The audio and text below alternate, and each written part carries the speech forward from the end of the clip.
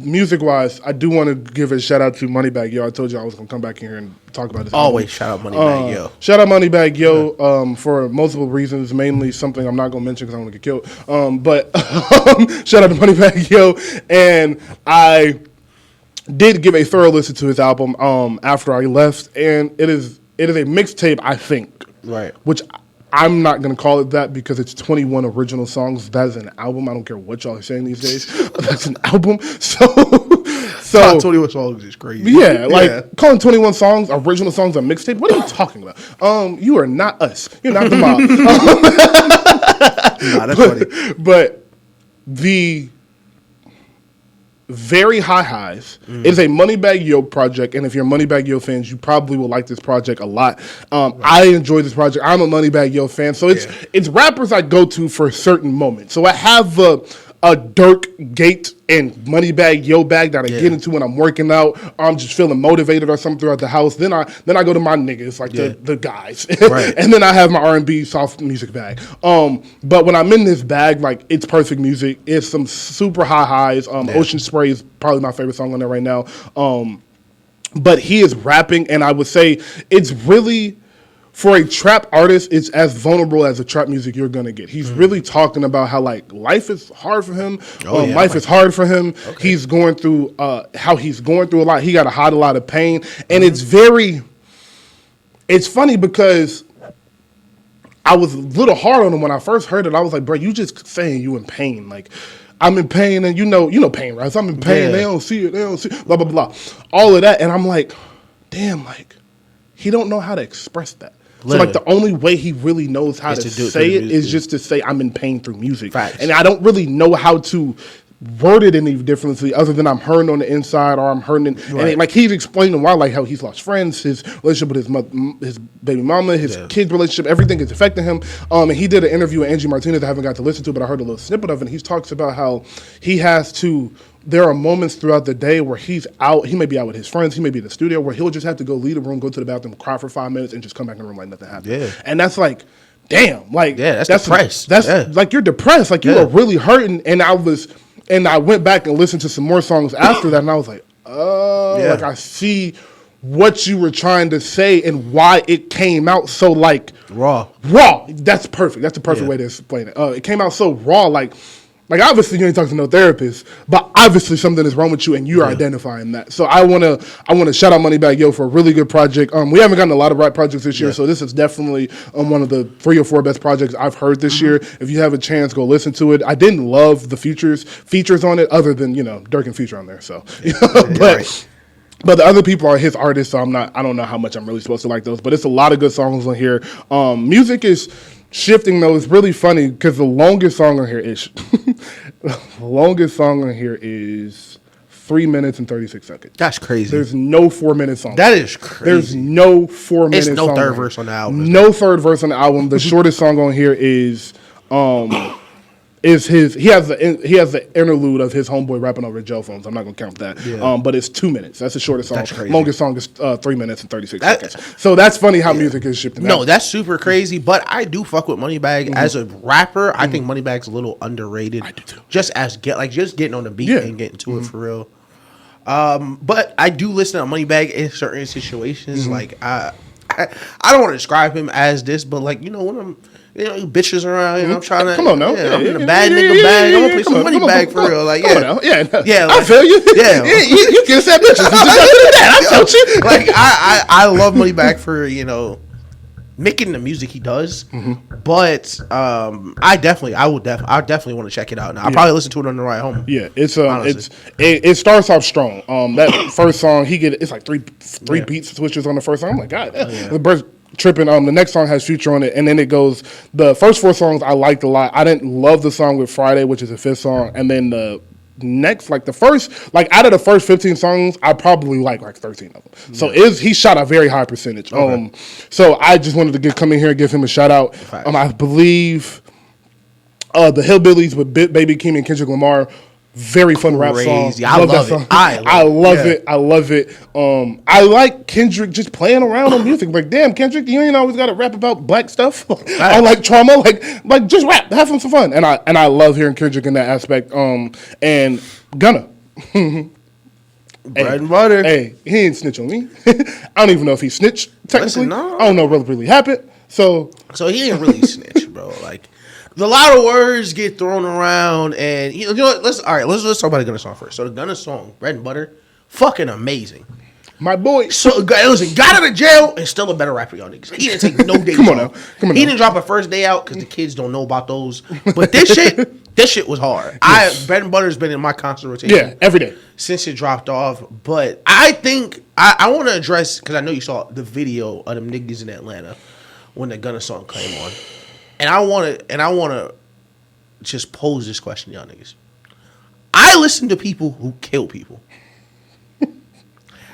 How is that better than what Gunna did? Because we listen to murderers on records. That's some of our favorite songs. Niggas get on there telling you about their murders. But Gunna getting out of jail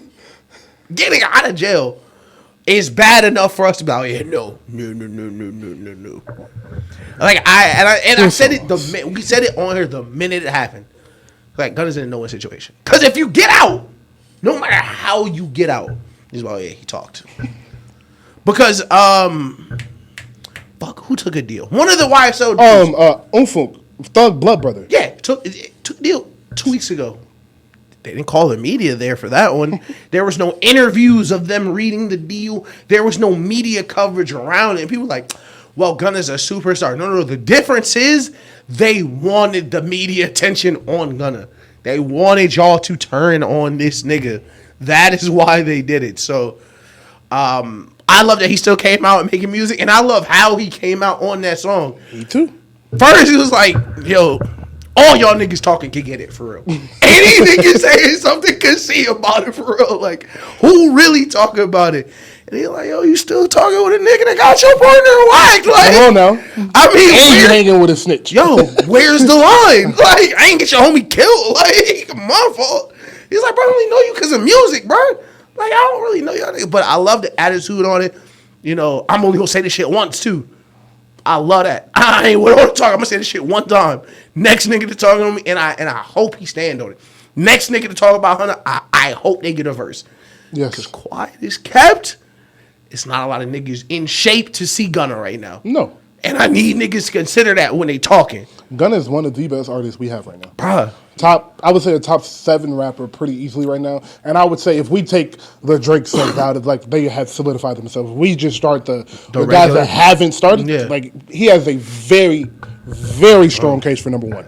Very strong Like, case. niggas used to do the baby Gunna arguments. I told Chris this the other day. It's a lot closer than I thought it was. Yo. Like, in hindsight, that gap is way closer than I thought it was. You asked me that question in 2020. Shut the fuck up. Facts. Yeah. Right now, it's like, shit, I might be leaning towards Gunna. Bro, y'all heard DS Forever? Bro, like, have you heard that album? Have you heard the features Gunna has that? Like, shout out to Gunna. Gunna's one of my favorite rappers because, you know, that's another bag. Like, I get my Atlanta bag. That's the Atlanta bag. 21's like Thug. That's probably the bag I'm in most right now is that bag, obviously. But look at my shirt and us and where we are. This is what I do. But Facts. Shout out to Twins. But yeah, so I'm very excited to see Gunna what he does next, and that was my next question. Do you expect the album this year, or do you just expect another couple of singles to see how they perform? Because he got 2 million views in 12 hours, so it shows people gonna listen to the song. I haven't really looked to see where it's charting. I'm about to see if it charted or anything. But are you expecting a album, EP, mixtape, or anything from him? I think he'll get back to doing features, but I don't think there'll be anything major until this YSL stuff is done. Okay. And Thug was, the whole case is being moved under special circumstances. So the reason Thug was denied bail, Gunna was denied bail, is because the special circumstances was, all right, we're going to try this shit as soon as possible. Mm-hmm. We're going to speed up everything.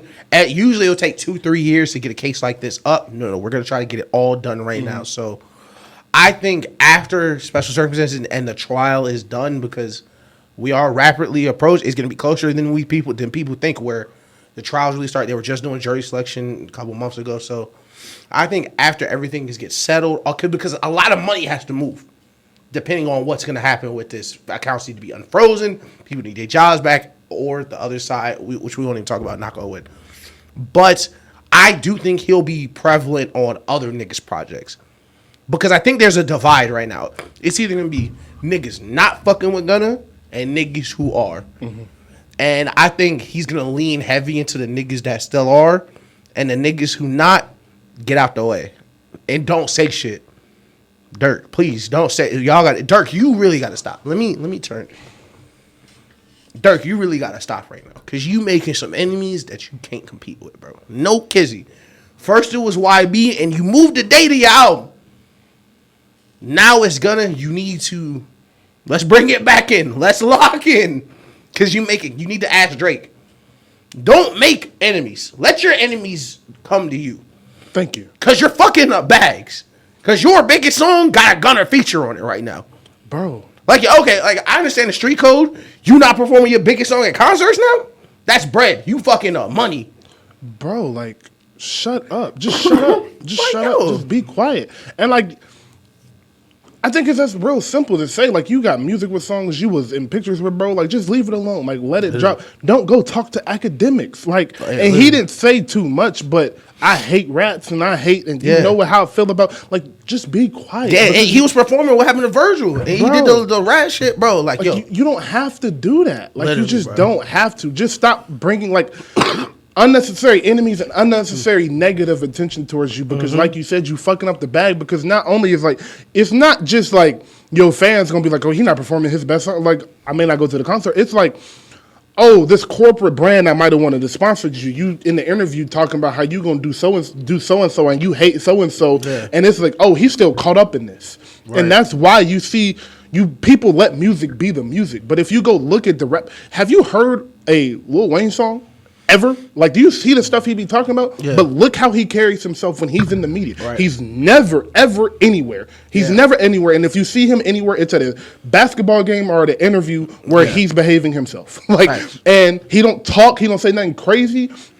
You see, when you ain't seen Lil Wayne on a nighttime interview or a news time interview since that shit he said about the black people. He was like, all right, yep, nope, none of that. I don't need to do that. That shit was hilarious. You see Drake. You don't see Drake nowhere. You don't see Drake nowhere. Literally. These rappers and Drake, not a street nigga, but same thing. And you see your homeboy, Lil Baby. Lil Baby was everywhere. The videos everywhere, in the hood, in the trap, money everywhere, guns everywhere. Background of niggas, videos and shit. My turn drop. Yep. That nigga said, out of there. Yeah, I'm going. He was at brunches with Rick Rubens at the Rock Nation brunch. He hanging out with James Harden. You think James Harden running around in bad places?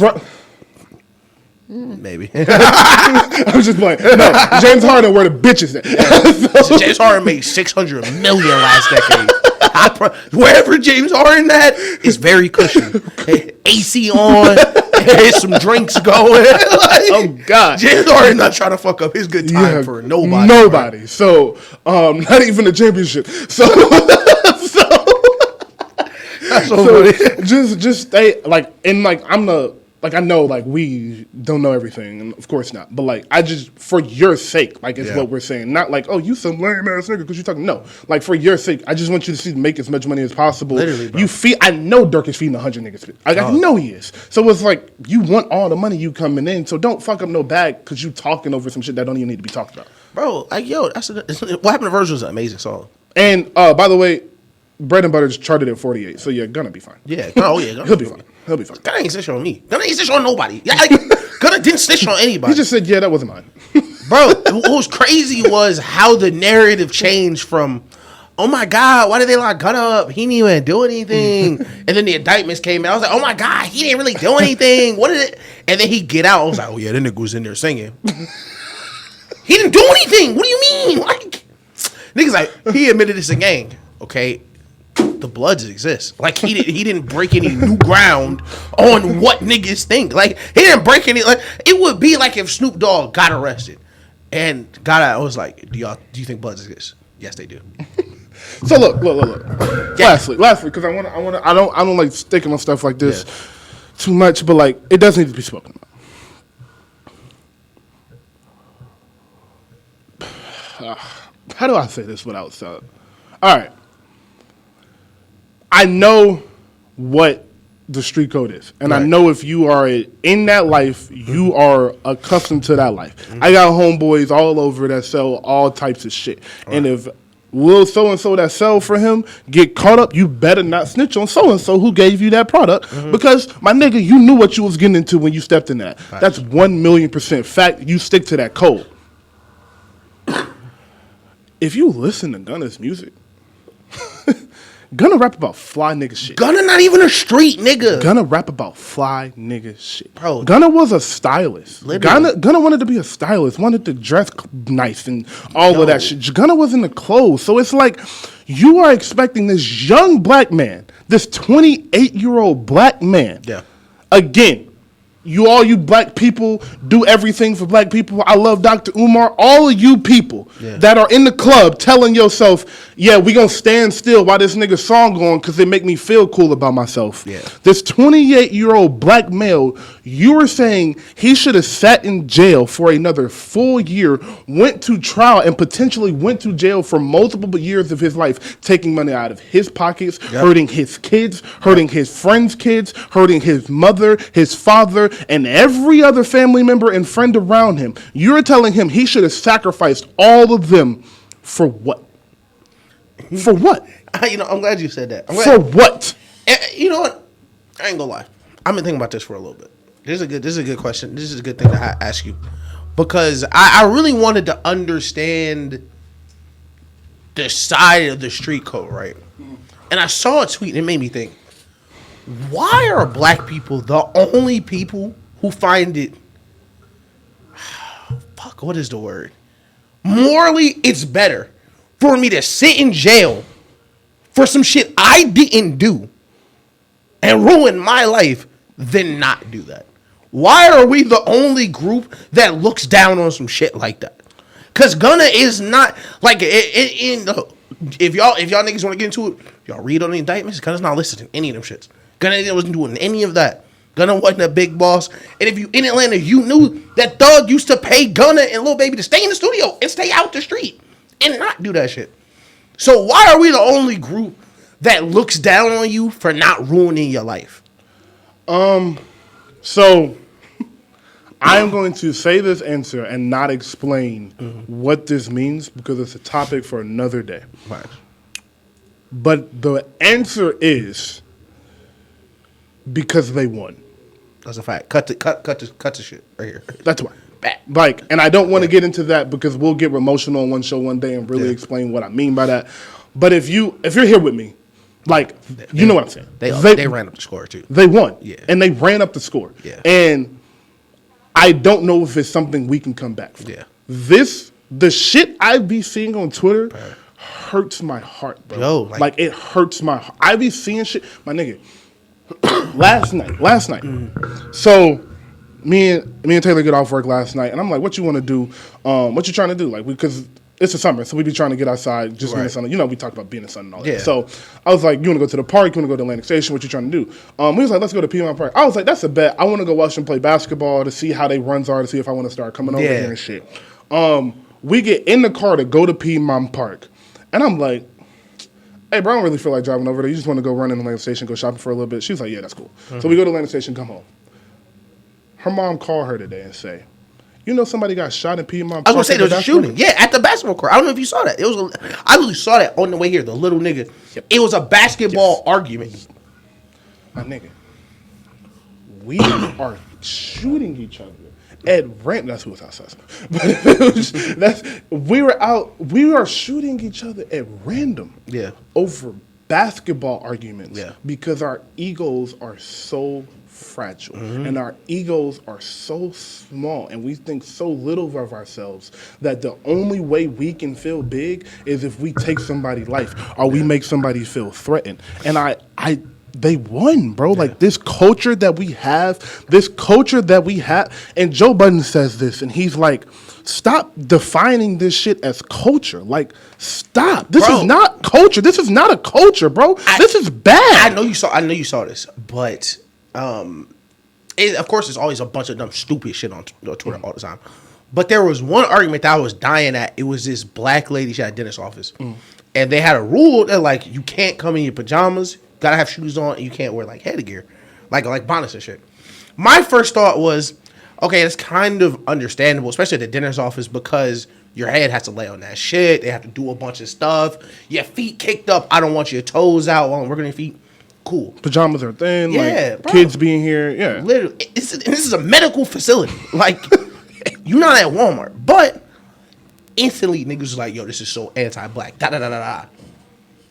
I was like, why when y'all think some lazy shit, which is leaving your crib at 3 p.m. in pajamas, no matter who you are, white or black, you want to go to the doctor's office at 3 p.m. in your sleep clothes? Like, you just rolled out of bed? That's some lazy shit.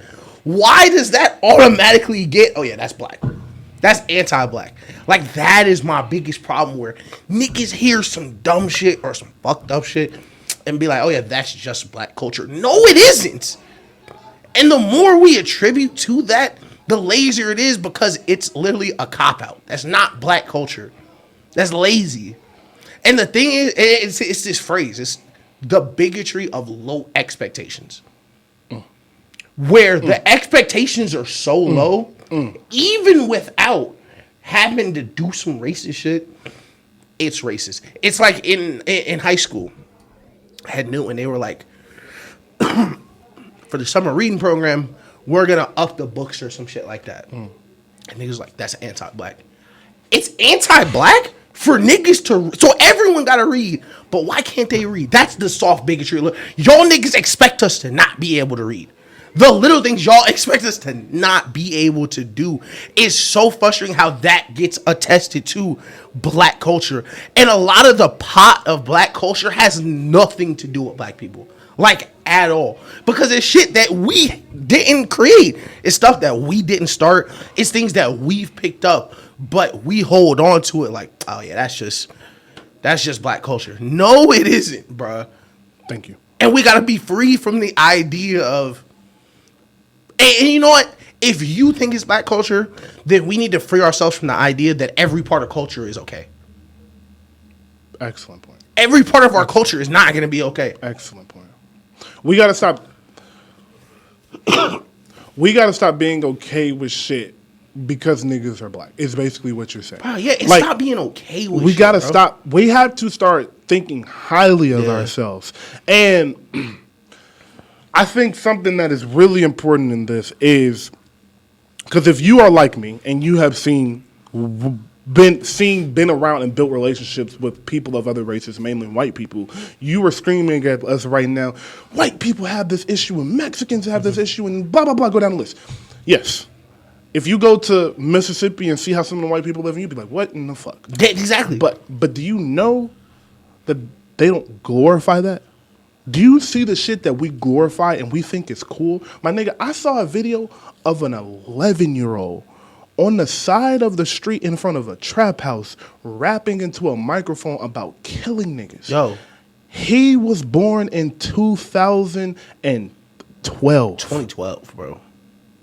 And he's rapping about killing niggas. Niggas never had it. He never had a chance. He don't even know what he's doing this for. It's just what he's seen and what we have glorified. And again, this is not a bash on rap music. We have never, ever, and will never, ever do that. No. This is a bash on our community. Yeah. It is not the rap music. NBA YoungBoy got to talk about that because he got to get out of that. We don't got to explain that. We've explained that a million times. T.I. does an excellent job of explaining why trap music is what it is and why it should be allowed. Hove does it. Hove the same thing. Meek does it well as well. But our community, our grandmothers, our aunties, our brothers, our dads, our mothers, we have to be better as a community and stop letting this shit go and just be okay. And like you pretty much said, stop assuming, oh, that's some nigga shit. That's some black shit. The saying boys will be boys. Facts. Niggas will be niggas. We got to stop letting that shit bro, go, I had an bro. argument with just my homie that followed me. Like, he's one of the people like I will have conversations with. And I was talking about how, like, I think Lori Lightfoot, the mayor of Chicago, she's not gonna be the mayor. Like, they got a brand new mayor, but he's doing the same type of shit. And I was like, bruh, like, somebody in Chicago gotta flip this shit, because like black people should not have to live like this. Like, cause this is the most dangerous place, like, in the world, basically. Like, the most homicides in the world happen there every single year. And he was arguing. He was like, man, look at the population, look at all this.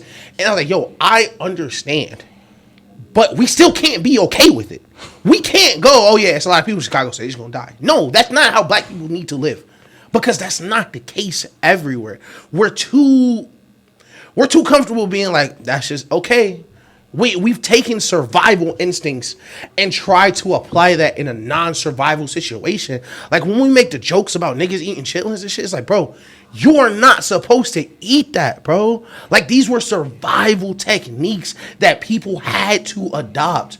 Like you should not be living like this. You should not want to live like this. These people that had to live like this did not have a choice, bro.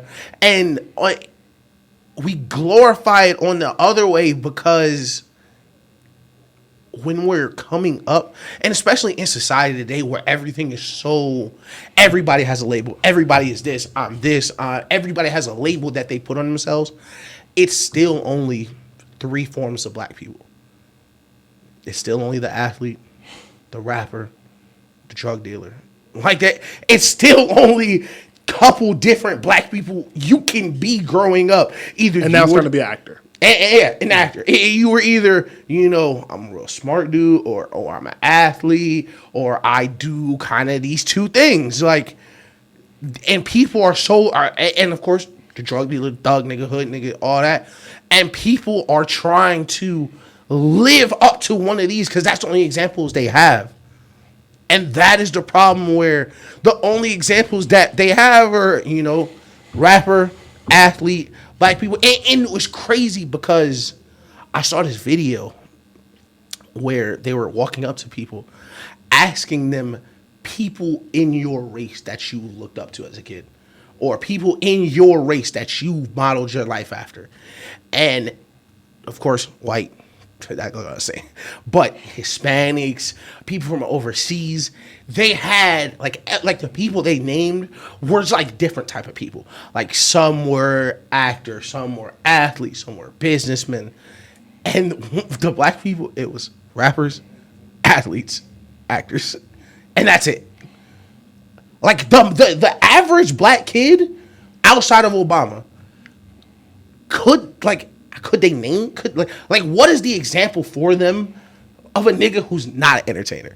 Someone who's not playing in the NBA or is not an athlete or is not an actor. There's no model for that outside of these few lanes. And that's where especially we get caught up, especially these younger niggas where they don't know which way to go. They don't know what options and opportunities there really are out there. So we run back to same shit.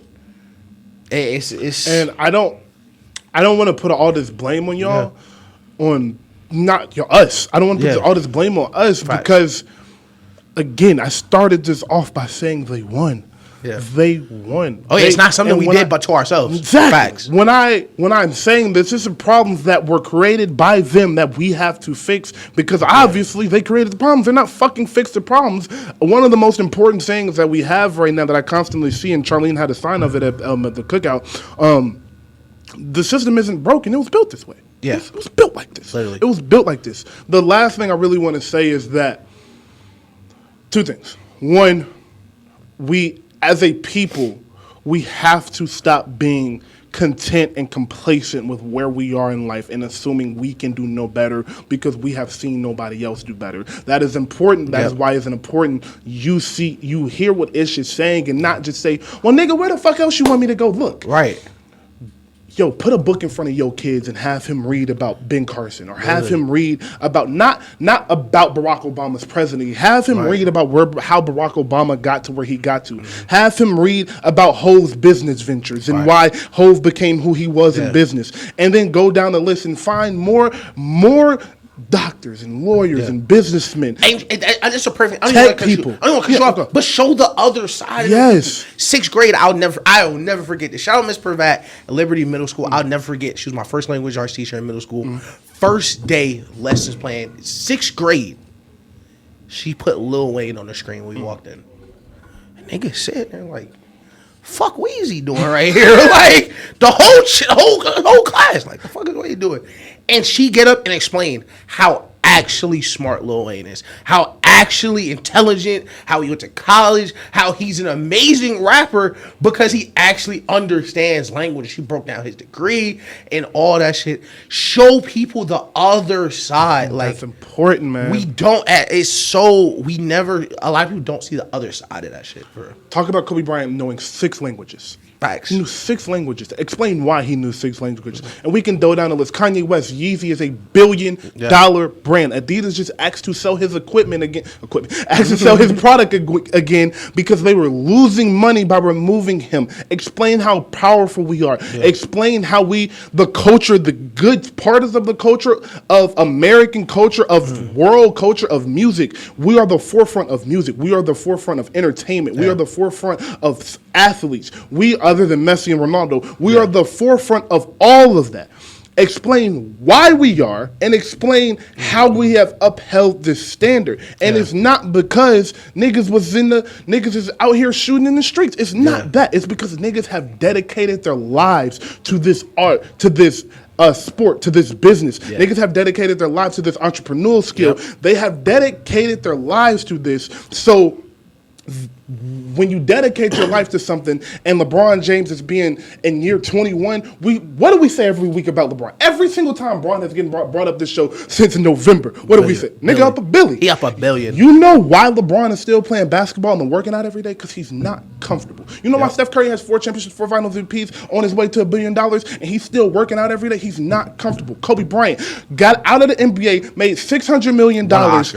Won an Oscar because he wasn't comfortable. We have to stop being comfortable with these situations we have placed in. And the last thing to kind of wrap it up is we have to get our hope back. The reason we have become comfortable is because we have lost hope.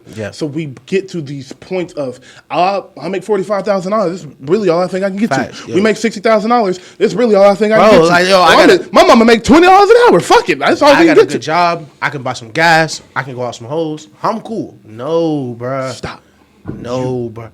And my last thing will be, and I told this to my sister the other day, because my sister's raising kids, was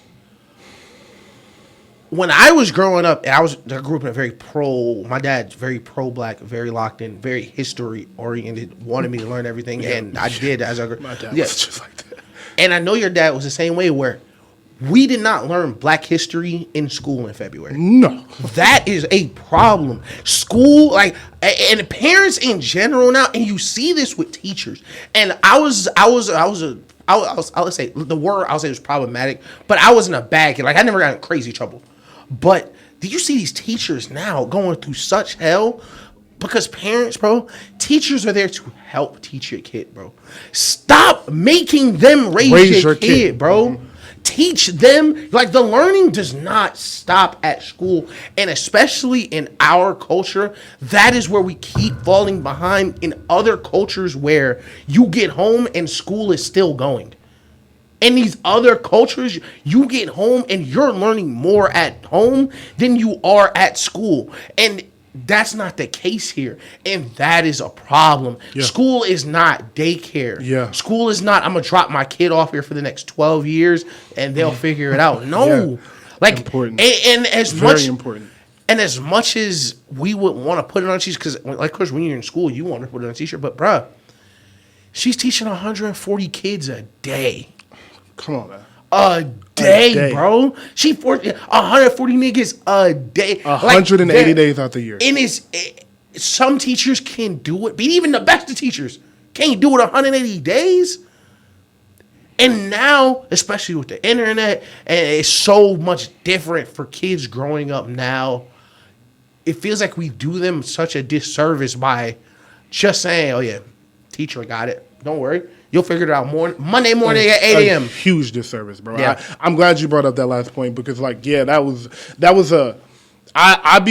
I give a lot of credit to my parents for like raising me the way they do, and I think we spoke about this on the show. And that's one of the things I value most about my dad was he made me read, he made me research. My dad.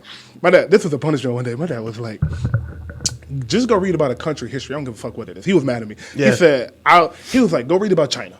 Just read about the history of China. And I just went to a website with the history of China and just read about how they started, how the wars they went through, and it was just knowledge like that. That's not always like, do I remember that article I read when I was 11 years old? Fuck no. Nope. But do you know what it taught me? Yeah.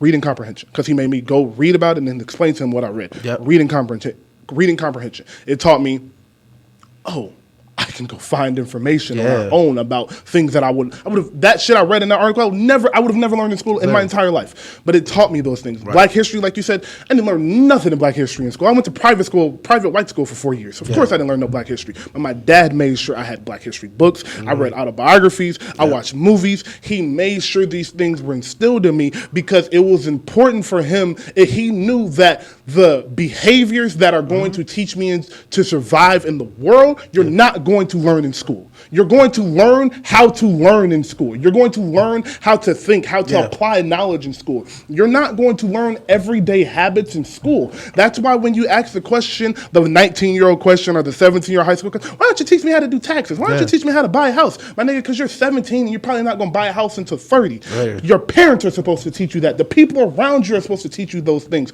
We're teaching you basic knowledge that you will need to apply and things that will further your brain what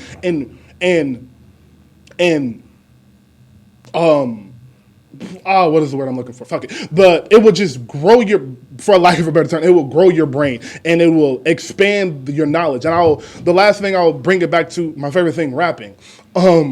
So if you don't know, I be rapping and I write raps every week. That is just something I do. And I've noticed since I have done it, I have gotten better on this show speaking. Yep. I have gotten better at rapping because I have pushed my brain to pull words and rhyme schemes that I didn't know I had in me.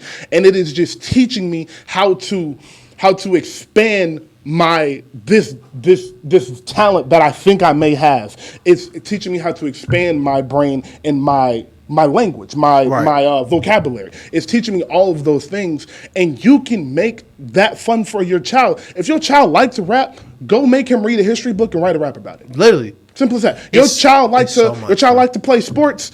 Tell him he can't go hoop until he learned this project. My dad used to do that with me. You can't go outside until you read this. It's so many ways to make shit fun for your kids or make shit educational for your kids and still have them be a kid and get this shit. You want to know what my dad did? He made me learn the rules. That's how he taught me sports. I told him I want to play football. He told me to learn the rules. That's funny, to prove that I wanted to play football. That's hard. And that's how you do it, bro. So this will be the last thing before we wrap up. But you remember watching Roots the first time? Yes. You remember how crazy? And I was literally just while you were talking, I was like, man, I don't think my nieces have seen Roots. No. I'm gonna make them watch that shit this week. You should. I'm gonna make them watch the entire. Have you seen all of Roots? I've seen Roots. I've seen most of it. But I got a DVD box set. Okay. Yeah. Okay. Yeah. We used to watch Roots. My mom used to just put Roots on the TV. Like, you gonna see this shit. Oh, God. Another one was a movie. What is it? Fuck, The 13th Amendment on Netflix. I don't know if you've seen that one. That was a newer one. That was one of the ones that you sit your shit, and you sit up.